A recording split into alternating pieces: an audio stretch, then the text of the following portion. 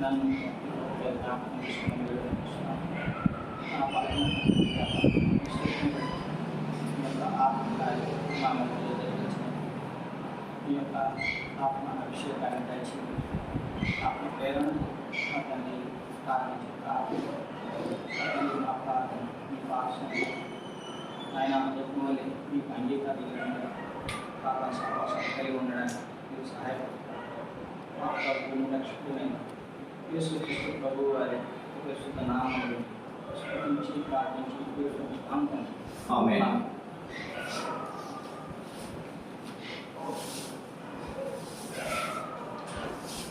ఇక్కడ మనం చదువుకున్న లేఖన భాగాల్లో వీరందరూ అని మొదట శబ్దం వాడబడ్డారు. వీరందరూ వీరితో కూడా కొందరు స్త్రీలను యేసు తల్లి అయిన మరియు ఆయన సహోదరులను ఏక మనసుతో ఎడతెక్క ప్రార్థన చేస్తుంది. వీరందరూ చూసినట్లయితే 13వ వచనంలో 12-13 వచనాలు కూడా చదువుతున్నారని. అప్పుడు వారు ఒలీవల వనమనబడిన కొండ నుండి యెరూషలేమునకు తిరిగి వెళ్ళారు. ఆ కొండ యెరూషలేమునకు విశ్రాంతి దినమున నడవదగినంత సమీపంగా ఉన్నది. వారు పట్టణంలో ప్రవేశించి తాము బస చేయుచుండిన మేడ గదిలోనికి ఎక్కిపోయి వారెవరనగా పేతురు, యోహాను, యాకోబు, అంద్రెయ, ఫిలిప్పు, తోమ, బర్తలోమయి, మత్తయి, అల్ఫయి కుమారుడు యాకోబు, జెలోతే అనబడిన సీమోను, యాకోబు కుమారుడు యోదా అనువారు. వీరందరూ అని ఇప్పుడు చెప్తూ వస్తున్నారు. వీళ్ళంతా కూడా మనం చూసినట్లయితే యేసుక్రీస్తు ప్రభువు వారు ఈ లోకాన్ని విడిచి పరలోకానికి ఎక్కిపోయిన తరువాత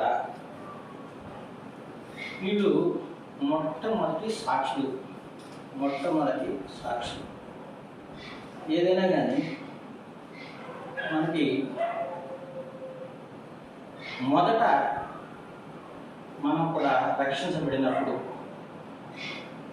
ఆ హృదయంలో ఉండే ఆనందము, దేవుని మీద దేవుని పని విషయంలో ఆరాటము, లేకపోతే దేవుని పని చేయాలనే ఆసక్తి, ఆ మొదటి దినాల్లో ఎప్పుడైతే మనం వాక్యం సంధించబడ్డ తర్వాత దేవుని పని చేసేదానికి ఉండే అపేక్ష చాలా ఎక్కువ. అలాగే వీళ్ళు మొదటి తరము విశ్వాసులు, లేకపోతే శిష్యులు, లేకపోతే వాళ్ళు యేసుక్రీస్తు ప్రభువుని ఈ లోకంలో ఉన్నప్పుడు కూడా వెంబడించిన వారు. ఎక్కడైతే మేడగదిలో వాళ్ళు ప్రభు రాత్రి భోజనం చేశారో ఆ మేడగదిలోనే వీళ్ళు వెళ్ళి ప్రార్థన చేస్తున్నట్టుగా కనపడుతూ వస్తుంది.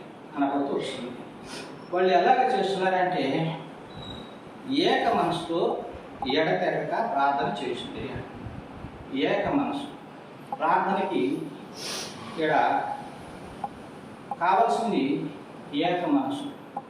మరి అక్కడ చూస్తే 12 మంది ఉన్నారు, ఈ స్త్రీలు ఉన్నారు, వీళ్ళందరూ ఉన్నారు కదా. ఏక మనసు ఎలాగా కలుగుతుంది అని అంటే పరిశుద్ధాత్మ వారి మీద ఉమ్మరించబడినప్పుడు ఏక ఆత్మ, ఏక మనసు వారిలో కలిగింది. కనుక మనం కూడాను దేవుని వాక్యం ఏదైతే చెప్తుందో, మనము ఏదైతే విన్నామో, ఏదైతే గ్రహించామో ఆ వాక్యాన్ని బట్టి మన జీవితాన్ని కానీ కట్టుకుంటూ వస్తే ఆ వాక్యం ఏది మాట్లాడుతుందో అదే మరి మనకు ఏకాత్మం కలిగేస్తుంది. ఎలాగా అంటే మీరు చదివినా అదే వాక్యము, నేను చదివినా అదే వాక్యము, మనం అందరం కలిపి చదివినా కానీ అదే వాక్యం. అయితే కొన్ని సందర్భాల్లో ఒక్కొక్కరికి ఒక్కొక్క రకమైన అర్థం, అదే వాక్యము, అదే మాట, కానీ అర్థం చేసుకునే విధానంలో తేడా ఉంటుంది. అలాగా తేడా లేకుండా వీళ్ళందరూ కూడాను ప్రప్రథమంగా మొదటి తరము మరి శిష్యులు, మొదటి తరము విశ్వాసులు, దేవుని ముఖాముఖిగా చూసిన వారు, దేవుడితో ముఖాముఖిగా సంబంధం కలిగిన వారు, దేవుడితోటి ఎంతో మరి చక్కటి అనుబంధం కలిగి సహవాసంలో ఎదిగిన వారు కనుక కష్టాలు పడ్డారు, ఎన్నో యాతనలు పడ్డారు, ఎన్నో ఇబ్బందులు పడ్డారు, ఎన్నో ఇరుకులు పడ్డారు, వాళ్ళన్నీ అనుభవించినారు, అనుభవపూర్వకంగా తెలుసుకున్నారు కనుక వారిలో ఏకాత్మ మనకు కనబడుతూ వస్తుంది. అదే అపోస్తలుల కార్యముల గ్రంథము 2వ అధ్యాయము 42వ వచనం మనం చదువుతున్నాం. అపోస్తలుల బోధయందును సహవాసమందును రొట్టె విరుచుటయందును ప్రార్థన చేయుటయందును ఎడతెగక ఉండిరి. ఇది మనం అందరూ కూడా చెప్పుకుంటాం. ఇది హెబ్రోను సహవాసానికి మూల వాక్యం. ఈ వాక్యాన్ని ఆధారం చేసుకుని హెబ్రోను సహవాసం. మరి మనకున్న దీని ప్రకారంగా భగత్ సింగ్ గారు ఈ వాక్యాన్ని ఆధారం చేసుకుని దీన్నే అంటిపెట్టుకుని చేశాడని చాలామంది చెప్తూనే ఉంటారు. మనం కూడా వీటి మీదనే ఆధారపడి జరుగుతూ ఉంటుంది. ఇక్కడ చూసినట్లయితే ఏమేమి ఉన్నాయి? అపోస్తలుల బోధ, సహవాసమందు, రొట్టె విరుచుటయందును ప్రార్థన చేయటందుకు ఎడతెగక ఉండిరి. ఇది వాస్తవానికి మరి మనం చూసినట్లయితే ఇది సంఘానికి ఆహారం, బేస్, అది పునాది. సంఘానికి పునాది. అపోస్తుల బోధయందు, బోధ అనేటప్పటికీ వాక్యము ధ్యానం, సహవాసము, కూడుకోవడం, మరి రొట్టె విరుచుట, ఇవన్నీ ఈ 3 కూడా ఉన్నాయి. దానిలో ప్రార్థన యందు ఎడతెగక ఉండేది. ఈ నాలుగు ఖచ్చితంగా చేస్తూ వచ్చినట్లుగా మనకి కనబడుతూ వస్తుంది. వాళ్ళు మొదటి తరము విశ్వాసులు కనుక చాలా చక్కగా తూచా తప్పకుండా దేవుని మాటలను పాటిస్తూ వచ్చినారు. వచ్చారు. అయితే మనము మరి కొన్ని సందర్భాల్లో మనకు చాలా ఇష్టమైనప్పుడేమో దేవుని మాటల మీద ఆధారపడుతూ వస్తాం. మనకి ఏదైనా మన ఇష్టం కానీ లేకపోతే మనకు అనుకూలంగా లేని వాక్యము అది ఉన్నట్లయితే మనము అంత శ్రద్ధ చూపించము. కానీ దేవుని వాక్యంలో చెప్పబడిన మాట ఏంటంటే అపోస్తలుల బోధ, సహవాసము, రొట్టె విరుచుట, ప్రార్థన. ఈ 4 లంగర్లు, 4 లంగర్లు. ఓడ స్థిరంగా మరి ఉండాలంటే 4 లంగర్లు దించుతారు సముద్రంలో.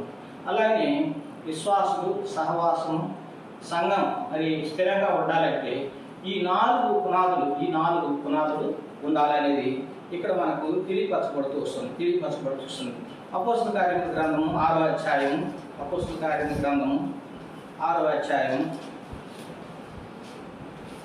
4వ వచనం మనం అందరం కలిపి చదువుతున్నాం.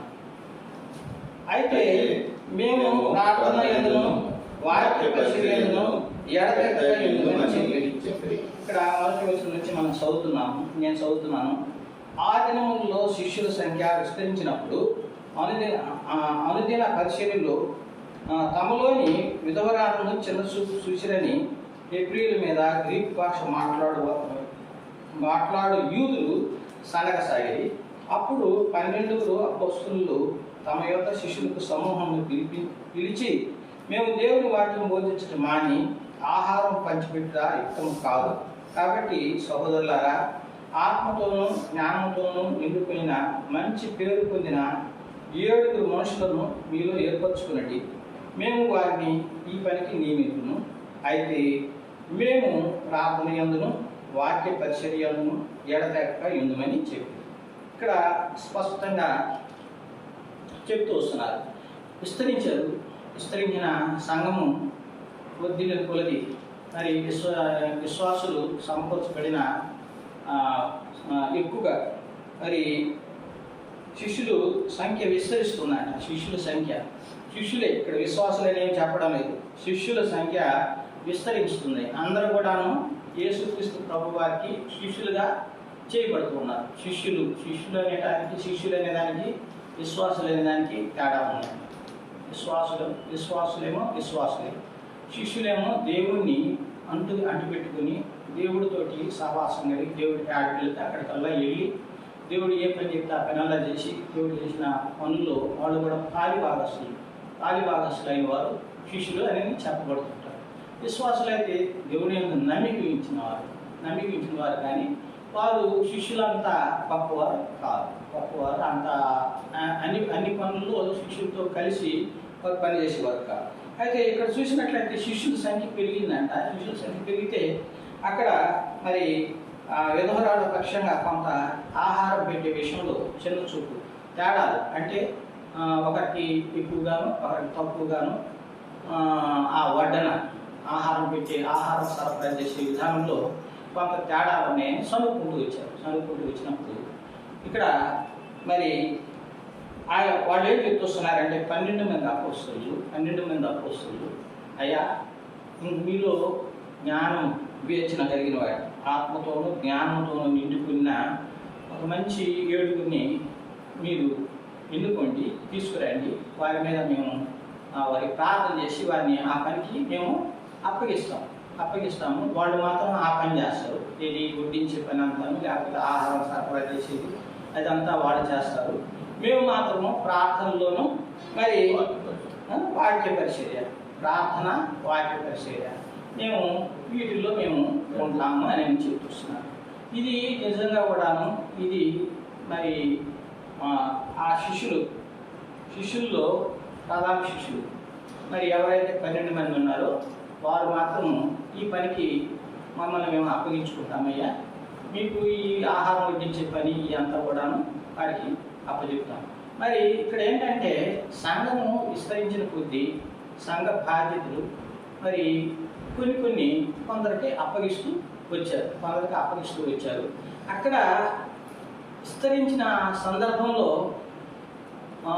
ఏమి భావన కలిగిందంటే కొంతమంది సరిగ్గా ఒక్కొక్కరికి మరి ఇక్కడ వడ్డించేవాడు మనవాడైతే ఏ పనిలో కూర్చున్నా కానీ అన్నీ దొరుకుతాయని అంటారు. మన తెలుగులో ఒక సామెత, వడ్డించేవాడు మనవాడైతే అక్కడ కూర్చున్నా కానీ అన్నీ దొరుకుతాయని అంటారు. అలానే అక్కడ కూడా అలాంటి పరిస్థితి ఏదో దొరికినట్టుగా నాకు అనిపిస్తుంది ఈ వాక్యాన్ని బట్టి. మరి దానికి కొంతమంది ఏమో సనుక్కున్నారు. ఆ సనుగుడు బట్టి వాళ్ళు సనుక్కోవడం మంచిది కాదని పెద్దలు వాళ్ళు శిష్యులు అయ్యా ఇలాగ కూడదు, మనకి ఇది మంచిది కాదు అని ఎమ్మటే ఆ సరుకుని ఆపేసినట్లుగా చూస్తాం. సో ఆపడం అంటే ఎలాగా అనుకూలంగా కొంతమంది 7గురిని పెద్దల్ని వాళ్ళే సమకూర్చుకొని వచ్చారు. వీళ్ళు ఆ పనికి అప్పచెప్పారు. వీళ్ళు మాత్రము ప్రార్థనలోను వాక్య పరిచర్య మెయిన్ ఇవి మరి సహవాసం వర్ధిల్లాలి అని అన్నప్పుడు మరి సేవకులు ప్రత్యేకించి సేవకులుగా ఉన్నవారు సహవాసము వాక్య పరిచర్య ప్రార్థన ఇది ఉన్నట్లయితే ఇక్కడ సంఘంలో సనుగులు గొంతులు ఏదైతే ఆగిపోయినాయో మనం ప్రార్థించే ప్రార్థనను బట్టి సహవాసం వృద్ధి పొందుతుంది. సహవాసం వృద్ధి పొందిన సమయంలో అనేక రకాలైన అభ్యంతరాలు కూడా వస్తాయని ఇక్కడ ఈ మాట ప్రకారంగా మనకి తెలియపరచబడుతూ ఉంది.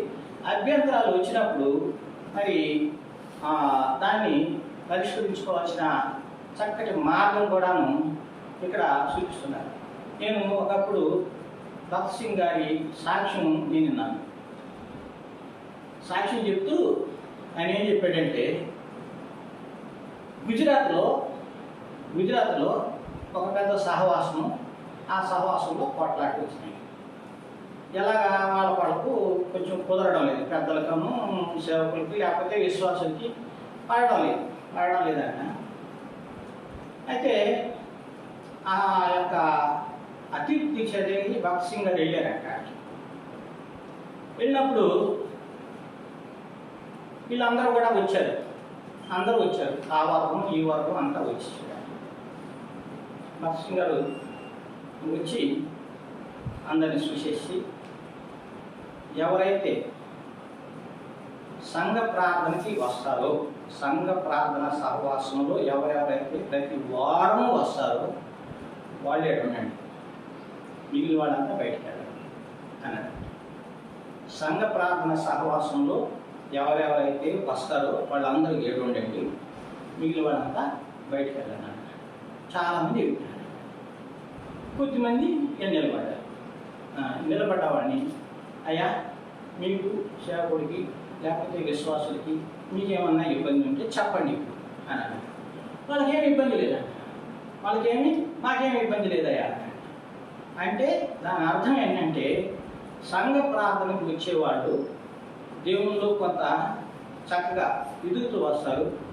మరి సంఘ ప్రార్థన రాని వాళ్ళు రకరకాలైన ఆలోచనలు, రకరకాలైన మరి ఏమంటామంటే పొలాలు పెట్టే విధానం, కొంత చెడగొట్టే పనులు చేస్తూ వస్తారు.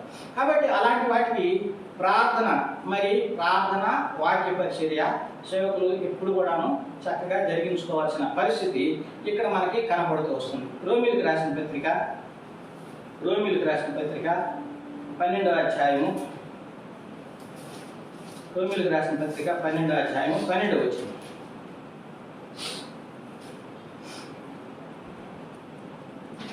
నిరీక్షణ గలవారై సంతోషించు, శ్రమ యందు ఓర్పు గలవారై ప్రార్థన యందు పట్టుదల కలిగి ఉండుడి. ఇక్కడ చూసినట్లయితే ఇది రోమిలకు చెప్తూ అపోస్తలుడైన పౌలు గారు రోమిలకు ఈ పత్రిక రాస్తూ చెప్తూ వస్తున్న మాట ఇది. ఏం చెప్తూ వస్తున్నాడంటే ఇక్కడ 4వ వచనం నుంచి నేను చదువుతున్నాను చూడండి. ఒక్క శరీరంలో మనకు అనేక అవయవములు ఉన్నను, ఈ అవయవముల అన్నింటికీ ఒకటే పని ఎలాగో ఉండదో అలాగే అనేకులమైన మనము క్రీస్తులో ఒక్క శరీరముగా ఉండి ఒకరి కొరకొకరము ప్రత్యేకముగా అవయములై ఉన్నాము. మనకు అనుగ్రహింపబడిన కృప చొప్పున వేరువేరు కృపావరములు కలిగిన వారమై విన్నాము కనుక ప్రవచన వరమైతే విశ్వాస పరిమాణం చొప్పున ప్రవచించును, పరిచర్య అయితే పరిచర్యలోను, బోధించువారైతే బోధించుటలోను, హెచ్చరించువాడైతే హెచ్చరించుటలోను, ప్రతి వారి పని కలిగి ఉండము. పంచిపెట్టువాడు శుద్ధ మనసుతోను, పై విచారణ చేయవాడు జాగ్రత్తతోను, కరుణించువాడు సంతోషంతోనూ పని జరిగించవలెను. మీ ప్రేమ నిష్కపటమైనదై ఉండవలెను. చెడ్డదాన్ని అసహించుకొని మంచి దాన్ని హత్తుకొని ఉండుడి. సహోదరులారా, సహోదర ప్రేమ విషయంలో ఒకని యందు ఒకడు అనురాగం గలవాడై ఘనత విషయంలో ఒకరినొకడు గొప్పగా ఎంచుకుని, ఆసక్తి విషయంలో మాంద్యులు కాక ఆత్మయందు తీవ్రత గలవారై ప్రభువును సేవించుడి. నిరీక్షణ గలవారై సంతోషించు, శ్రమయందు ఓర్పు గలవారై ప్రార్థనల యందు పట్టుదల కలిగి ఇండుడి అని చెప్తున్నాను. ఇదంతా కూడాను ఇది మరి సేవా పరిచర్య విషయంలో కొంత ఏమన్నా అది ఇబ్బందులు వచ్చినాయేమో, కానీ దానికోసమే ఎవరెవరికి ఇవ్వబడిన పనిని వాళ్ళు చక్కగా జరిగించాలని ఇక్కడ స్పష్టంగా తెలియజేస్తూ వస్తున్నాయి. శరీరానికి అవయవాలు ఎలాగా ఉన్నాయో సంఘంలో కూడాను అనేక మందికి అనేక పనులు ఇవ్వబడతాయి. ఆ పనులు ఒక్కొక్కడైతే వాటించేవాడైతే బోధించేవాడైతే బోధించాలా, హెచ్చరించేవాడైతే హెచ్చరించాలా, పంచిపెట్టేవాడైతే మంచి మనసుతో పంచిపెట్టాలా, మరి విచారణ చేసేవాడైతే జాగ్రత్తతో మరి విచారణ చేయాలని అన్నీ ఏదైతే మరి సంఘంలో ఇబ్బందులు ఏవైతే ఉంటాయో వాటన్నిటికీ ఒక్కొక్క దానికి పరిష్కారంగా చెప్పబడుతూ వస్తుంది. అయితే ఇదంతా చేసిన తర్వాత కూడాను ఏం చేయాలంట? నిరీక్షణ గలవారమై సంతోషించు, శ్రమ యందు ఓర్పు గలవారై ప్రార్థన యందు పట్టుదల కలిగి ఉండాలి.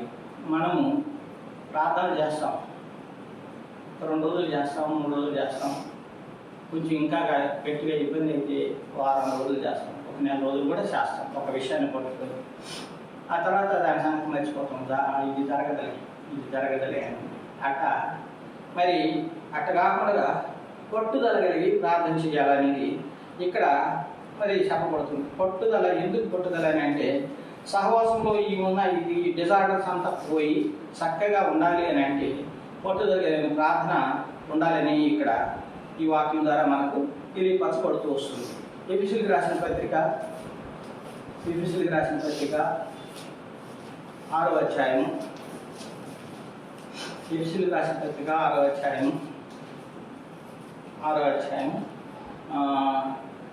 18 నుంచి 20 వచనాల దాకా. ఆత్మ వలన ప్రతి సమయమందును ప్రతి విధమైన ప్రార్థనను విజ్ఞాపనలు చేయొచ్చు. ఆ విషయమై సమస్త పరిశుద్ధుల నిమిత్తమును పూర్ణమైన పట్టుదలతో విజ్ఞాపన చేయొచ్చు మెలకుగా ఉండడి. మరియు నేను దేని నిమిత్తము రాయబారి సంఖ్యలో ఉన్నానో ఆ సువార్త మర్మమును ధైర్యంగా తెలియజేయటకు నేను మాట్లాడ నోరు తెరిచినప్పుడు దాని గురించి నేను మాట్లాడవలసినట్టుగా ధైర్యంతో మాట్లాడటకే వాక్శక్తి నాకు అనుగ్రహింపబడినట్లు నా నిమిత్తం పూర్ణమైన పట్టుదలతో ప్రార్థన విజ్ఞాపనలు చేయొచ్చు మెలకుగా ఉన్నది. ఇక్కడ చూసినట్టయితే రాస్తూ పౌలు గారు సంఘానికి రాస్తూ సంఘంలో ఉండే వాళ్ళకు కూడా కొన్ని విషయాలు చెప్తూ ఈ 20వ వచనంలో ఏం చెప్తున్నాడంటే, ఆయన దాని గురించి నేను మాట్లాడవలసినట్టుగా ధైర్యంతో మాట్లాడటకై వాక్శక్తి నాకు అనుగ్రహింపబడినట్లు నా నిమిత్తమును పూర్ణమైన పట్టుదలతో విజ్ఞాపనం చేసు మెలకుగా ఉండడి. ఆయన కోసం ఆయన మాట్లాడాలి. వాక్శక్తి కరెక్ట్గా దేవుడు ఏమైతే ఆ సంఘానికి ఆడ అవసరం ఉందో మరి దేవుడు ఆ యొక్క వాక్శక్తి ఆయనకు అనుగ్రహించబడాలని సంఘం ప్రార్థించుకుని ఎఫెసీ సంఘానికి అడుగుతూ వస్తున్నాడు. ఎఫెసీ సంఘాన్ని అడుగుతూ వస్తున్నాడు. కాబట్టి వాక్యం అందించి మనం కూడా మరి మనం ఆ వాక్యం అందించడానికి పరిపూర్ణత కలిగి వాక్య జ్ఞానం, దేవుడు అనుగ్రహించే జ్ఞానము మరి బోధించడానికి, జనులకు బోధించడానికి, సంఘానికి బోధించడానికి మనకు శక్తి కావాలని సంఘమే ప్రార్థించాలా అని అంటాడు. సంఘము మరి ప్రార్థించాల్సిన ఏమంటారు? విజ్ఞాపన పూర్ణమైన పట్టుదలతో విజ్ఞాపనం చేసి మెలకుగా ఉండడానికి అన్నాడు. మరి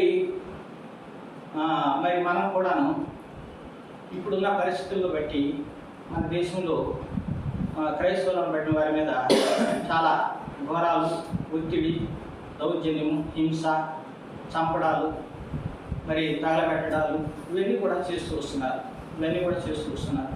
వాటి విషయంలో మనం తిరిగి వాళ్ళేమి చేయలేము. కానీ వాళ్ళని దేవుడు అనపగలడు. అది గుర్తెరిగి వాళ్ళ విషయంలో మనం పట్టుదలగా ప్రార్థన చేస్తే అలాంటివన్నీ కూడా దేవుడు అడుస్తాడు. అయితే ఇక్కడ మరి సంఘము దేనికోసం ప్రార్థించాలంట? మరి సేవకుడైన అపోస్తలుడైన పౌలు గారు మరి చక్కగా వాక్శక్తి ఆయనకు అనుగ్రహించబడాలని కోరుకుంటున్నాడు. సంఘం ప్రార్థించాలని కోరుకుంటూ వస్తున్నాడు.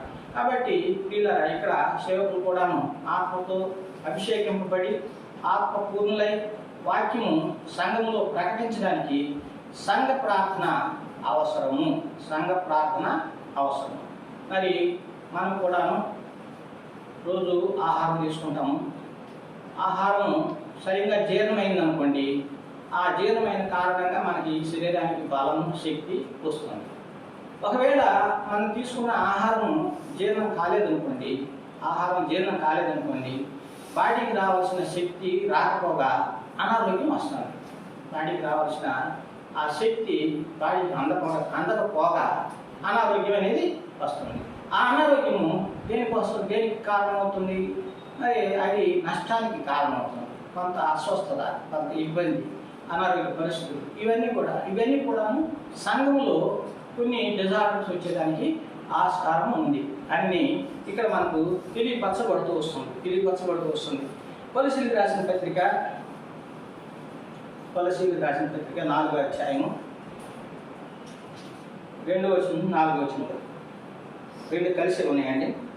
ప్రార్థన యందు నిలకడగా ఉండి కృతజ్ఞత గలవారై దాని యందు మెలకుగా ఉండి మరియు నేను బంధకములో ఉండుటకు కారణమైన క్రీస్తు మర్మమును గూర్చి నేను బోధించవలసిన విధముగానే ఆ మర్మమును వెల్లడిపరచుటకు వాక్యం చెప్పుటకు అనుకూలమైన సమయము దేవుడు దయచేయవలనని మా కొరకు ప్రార్థించుడి. ఇది కూడాను అదే. మరి చక్కగా దేవుని యొక్క పరిచర్యలో సేవకులు మరి కొనసాగాలి అన్నప్పుడు చక్కటి సమయం, మరి ఏ సమయం ఆ సమయం ఈ సమయం అనేది కాదు, కానీ చక్కటి సమయం దేవుడు అనుగ్రహించాలి. మరి హృదయాలు సిద్ధపరచబడాలి. వినేవాళ్ళు వినకపోతే మనం ఎంత చెప్పినా చెవిలో కొమ్ము ఊదినట్టు అని ఒక సామెత, శంఖం ఊదినట్టు అని ఒక సామెత ఉంది. ఆ సామెత మరి వస్తున్నారు, మందిరంలోకి వస్తున్నారు. వచ్చిన వాళ్ళు చెప్పిన మాట వినకపోతే వారికి ఏమైనా ప్రయోజనం అది? వారికి ఏమి ప్రయోజనం లేదు. వస్తారు, ఇలాగా వింటారు, ఈ చెప్పులు వదిలేసి వెళ్ళిపోతారు. హృదయంలో కార్యం జరగదు. కనుక అలాగా సేవకుడు చక్కగా చెప్పడానికి, సంఘము ఆ యొక్క వాక్యాన్ని గ్రహించడానికి సంఘము మనము ప్రార్థించాలనేది ఇక్కడ మనకు తెలియపరచబడుతున్న మాటగా ఉంది. ప్రార్థన యందు నిలకడగా ఉండి కృతజ్ఞత గలవారై దాని యందు మెలకుగా ఉండి మరియు నేను బంధకములో ఉంచబడిన కారణమైన క్రీస్తు మర్మమును గూర్చి నేను బోధించవలసిన విధముగానే ఆ మర్మమును వెల్లడపరచునట్లు వాక్యం చెప్పుటకు అనుకూలమైన సమయం దేవుడు దయచేయవలనని మా కొరకు ప్రార్థించుడి. ఇక్కడ మరి సరిగా చెప్తే ఇదంతా కూడా ఒక ఇదే అయిపోతుందండి. ఇదంతా కూడా ఈ ఒక్క వాక్యం ద్వారా మనం చూసినట్లయితే ఒక ప్రసంగమే అయిపోతుంది. అయినా సరే మనకి ఈరోజు మరి ప్రార్థన పడి కనుక ఇది ఏం చెప్తున్నాడంటే, బోధింపవలసిన విధంగానే ఆ మర్మము, క్రీస్తు మర్మం అది మరి యేసుక్రీస్తు ప్రభువారు ఈ లోకానికి మానవ శరీరంలో వచ్చాడు. ఆయన మనిషి కాదు, దేవుడు కుమారుడుగా వచ్చాడు. దేవుడు ఆయనకి తోడుగా ఉన్నాడు. ఈ భూమి మీద 33.5 సంవత్సరాలు 30 సంవత్సరాలు తల్లిదండ్రులు ఉన్నాడు. 3.5 సంవత్సరాలు ఆయన సేవ చేశాడు. మరి లేఖనాల ప్రకారంగా ఇప్పుడెప్పుడు ఆయన పుట్టకముందే లేఖనాల ప్రకారంగా ఇవన్నీ కూడాను జరిగించాడు. ఈయన పాపాల నిమిత్తం ఆయన కార్యం అంతా చేశాడు. ఇవన్నీ మనం గ్రహించకపోతే యేసుక్రీస్తు ప్రభువారు ఎవరు, ఏంటి, ఆయన ఏం చేశాడు మనకి అనేది మనకు తెలియకపోతే అది మర్మము అంటున్నాడు. అది మర్మము. యేసుక్రీస్తు ప్రభువారు ఆ మర్మము వాళ్ళకి తెలియజెప్పాలా. మనం ఎరిగిన మర్మాన్ని ఆయనకి తెలియజెప్పడానికి అనుకూలమైన సమయం కొరకు ప్రార్థించమని ఇక్కడ కొలసీలకు రాస్తూ ఈ మాట చెప్తూ వస్తున్నాడు. లూకాసు వార్త 18వ అధ్యాయము 1వ వచనం. వారు విసుకక నిత్యము ప్రార్థన చేయుచుండవలనుటకు ఆయన వారితో ఉపమానం చెప్పారు. ఇది కింద చూసినా పైన చూస్తేనేమన్నా ఇది కొన్ని ఇది ఒక రాత్రి ఇద్దరు మంచం మీద ఉంటారు, లేచి వెళ్ళిపోతారు. ఒకరు వెళ్ళిపోతారు, ఏడవబడతారు. ఇద్దరు తిరగగా ఇసుకుతూ ఉంటారు, ఒకరు ఎత్తబడతారు, ఒకరు వదిలిపెట్టబడతారు. ఇలా చెప్తూ వస్తున్నాడు. మరి కాబట్టి ఇది ఏంటంటే ఏ క్షణాన దేవుడు వస్తాడో, తిరగలు ఇసుకుతున్నారంటే ఇక్కడే ఇద్దరు ఇసుకుతూనే ఉన్నారు, ఇద్దరు కూర్చొని ఉన్నారు, తిరగలు ఇసుకుతూనే ఉన్నారు. ఒకరేమో వెళ్ళిపోతారు, ఒకరేమో ఎడవబడతారు. మంచం మీద పడుతూనే ఉన్నారు, ఒకరేమో వెళ్ళిపోతున్నారు, ఒకరేమన్నా ఎడవబడతారు. మరి ఇక్కడ చూస్తే ఇంకా కిందకు పోయినట్లయితే దేవునికి భయపడకయు మనుషులను లక్ష్య పెట్టకయు ఉండు ఒక న్యాయాధిపతి ఒక పట్టణంలో ఉండెను. ఆ పట్టణంలో ఒక విధవరాలు ఉండెను. ఆమె అతని వద్దకు తరచుగా వచ్చి నా ప్రతివాడికి నాకు న్యాయం తీర్చుకొని అడుగుతుంది. ఈ సందర్భం కూడా అదే. ఏంటంటే ఆమెను రాజేమో ఆమె తీర్పు తీర్చడం లేదు కానీ ఆమె వదిలిపెట్టడంలా వస్తానే ఉంది. ఆమెకి రాజు తీర్పు తీర్చేదాకా వస్తూనే ఉంది. రాజు కూడా విసిగిపోయి మేము కీర్తి తీద్దామని అది కీర్తి తీర్చినట్టుగా ఈ వాక్యంలో చెప్పారు. దీని అర్థం ఏంటంటే వారు విసుకగా నిత్యము ప్రార్థన చేయుచుండవలెనని అనుటకు ఆయన వారితో ఈ ఉపమానం చెప్పాను. ఈ ఉపమానం అనేది ఉదాహరణగా చెప్పాడు. కాబట్టి మనం కూడాను ఇందాక నేను చెప్పినట్టుగా అన్నాను కదా, ఇందాక ఏదైనా ప్రార్థన చేసినప్పుడు మనము కొన్ని దినాలు ప్రార్థన చేస్తాము, ఆ తర్వాత మానుకుంటాం. కాకుండా మనకి ఏదైతే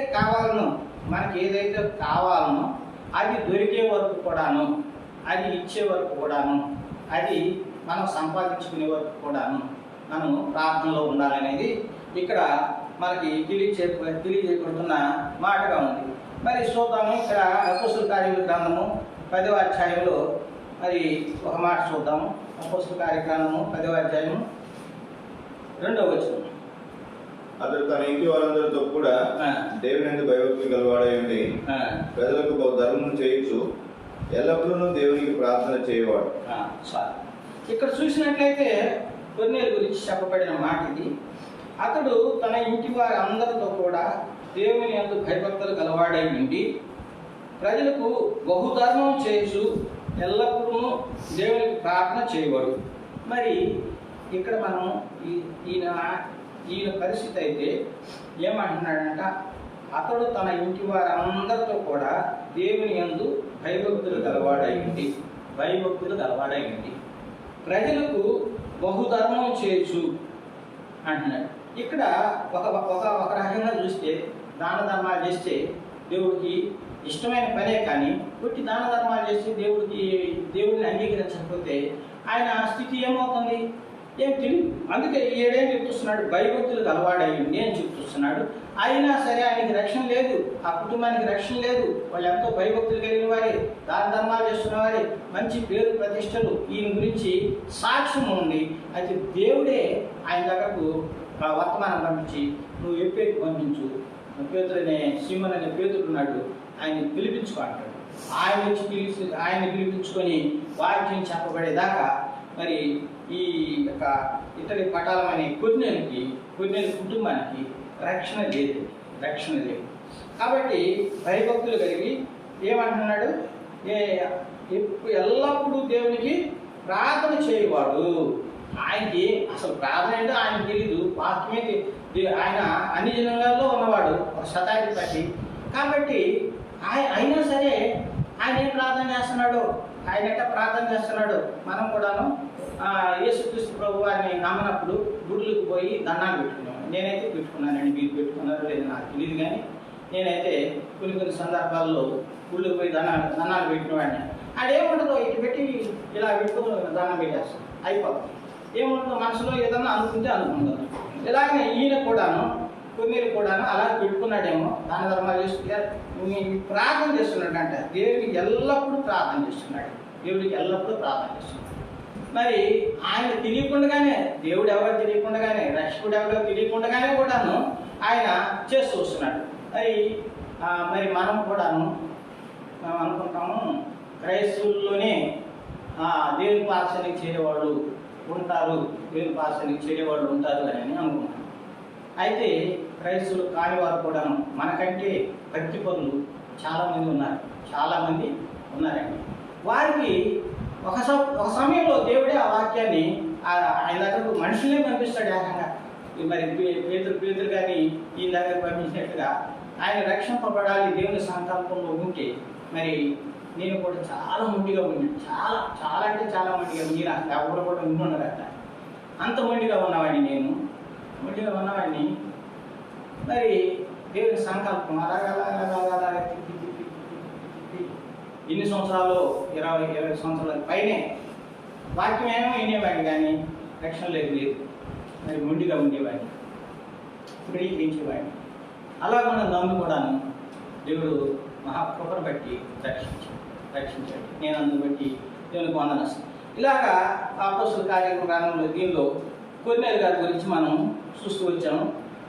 ఇంకా లూకా సువార్త 11వ అధ్యాయము 5వ వచనం నుంచి 9వ వచనం వరకు చూడండి ఒకసారి.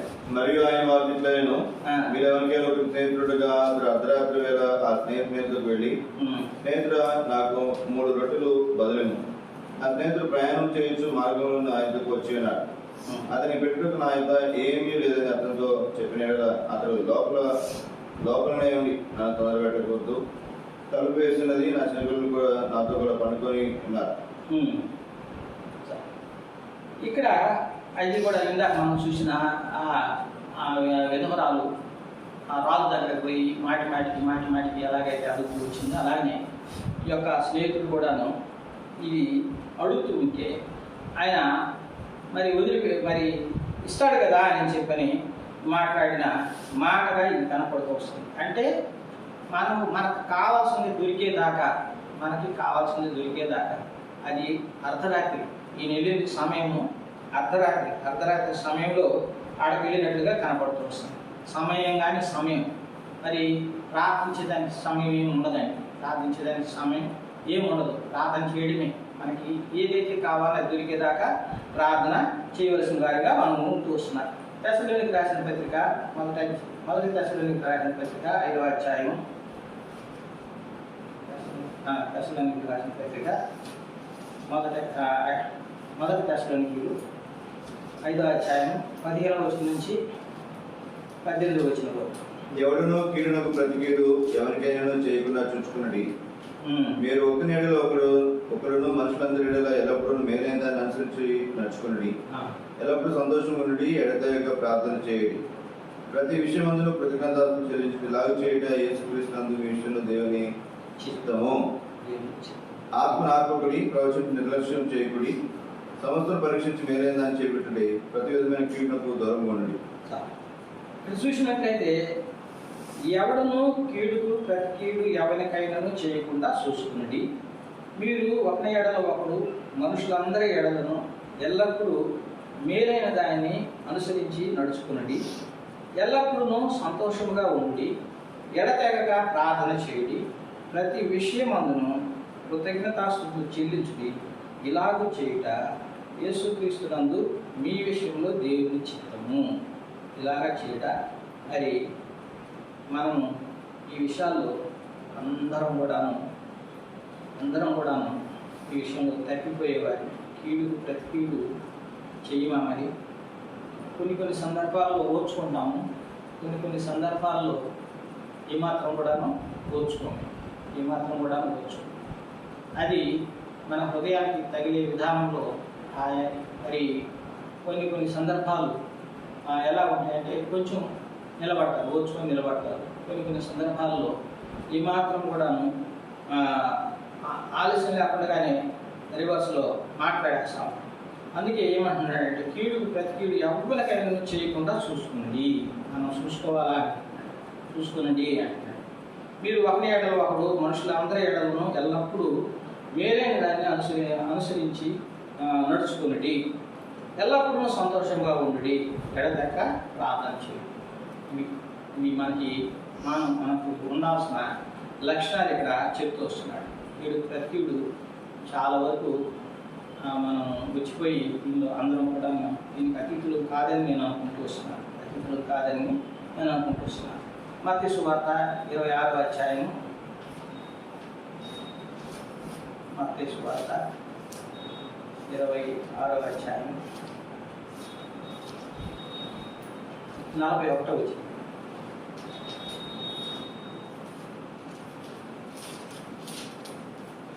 మీరు శోధనలో ప్రవేశిస్తున్నట్లు మెలకువడి ప్రార్థన చేయండి. ఆత్మసిద్ధమైన శరీర బలమైన పేరుతో చెప్పి ఇది శిష్యునితో చెప్తున్నాడు. ఆయన ఆఖరి దినాల్లో చెప్పిన మాటగా ఇచ్చింది. తీసుకుపోయాడు, తెలుగు కొరకు తీసుకుపోయినట్టు కొంచెం దూరంగా పెట్టి చూసినప్పుడు వీళ్ళు మేలుకొని ఉండగా ప్రార్థనకు సిద్ధమే, ఆత్మ సిద్ధమే కానీ శరీరము బలహీనం ఉన్నట్టు మెలుకుగా ఉండి శోధనలో ప్రవేశించుకున్నట్లు మెలుకుగా ఉండి ప్రార్థన చేయడం. ఆత్మసిద్ధమే కానీ శరీరము బలహీనం అని పేర్చింది. మరి మన విషయంలో కూడా నిజంగా కూడాను మనమేమో ఆశపడుతూ ఉంటాము. ఆత్మేమో ఎప్పుడు సిద్ధంగా శరీరమే ఆత్మకి శరీరానికి ఇప్పుడు కూడాను వేరిమి ఆత్మ ఒకటి చెప్తే శరీరం ఒకటి చేస్తుంది, ఆత్మ ఒకటి చెప్తే శరీరం ఒకటి చేస్తుంది. కాబట్టి ఇక్కడ ఈ మాట చెప్పాడు దేవుడు స్పష్టంగా చెప్పాడు. కాబట్టి ఇలా మనము ఈ లేఖనాలను బట్టి ప్రార్థించడానికి మరి మొదటి తరం వారు ప్రార్థించినట్టుగా ఆశతోనూ ప్రార్థించాలని, మరి ఏకాగ్రత కలిగి, ఏక మనసు కలిగి, ఏక భావం కలిగి ప్రార్థించాలని. ఎందుకంటే ఎక్కడ ఇద్దరు ముగ్గురు నా నామం పేరు చేరి నన్ను ధ్యానిస్తున్నారు, వారి మధ్యలో నేను ఉంటానా? ఇద్దరు ముగ్గురు మనుషులు చేరడం కాదండి. ఇద్దరు ముగ్గురు మనుషులు చేరడం కాదు, ఏక భావం కలిగి ఇద్దరు ముగ్గురు చేరి ఉండాలి. ఏక భావం కలిగి అక్కడ చేరి ఉండాలి. అందుకే మరి సంఘం విస్తరించినప్పుడు అనేక రకాలైన ఇబ్బందులు ఇరుకులు మొదలవుతాయి కానీ వాటిని సరిచేసుకోవడానికి ఒక క్రమాన్ని కూడాను దేవుడు మనకి నేర్పించాడు. ఈ ప్రకారంగా దేవుడి యొక్క ప్రతిదానికి కూడాను ప్రార్థన